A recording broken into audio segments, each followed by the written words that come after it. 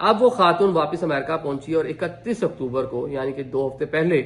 उसने बाकायदा तौर पर कतर एयरवेज के खिलाफ जाकर मुकदमा दायर कर दिया अदालत के अंदर और 5 मिलियन अमेरिकी डॉलर यानी कि 50 लाख अमेरिकी डॉलर हजारे का दावा किया गया है। और आसाम ये कह लें कि कतर एयरवेज को अमेरिका में तो लाले पड़े ही हुए हैं। जिस तरह मैंने आपको बताया कि 2023 का जो वाकया, जो श्रीलंकन खातून जिसने लिख कर दिया था कि वो वेजिटेरियन है, वेजिटेरियन खाना खत्म हो गया, बाद में उन्होंने कहा जी लंबी फ्लाइट है, आपको क्या दें क्या ना दें, उठा के उसको जनाब मीट दे दिया। उसने जिंदगी भर कभी मीट नहीं खाया था, शायद वो मीट खाने से एलर्जी थी उसको, या पूरी उम्र एक बंदा वेजिटेरियन है, या एक बंदा जिसने जिस तरह हम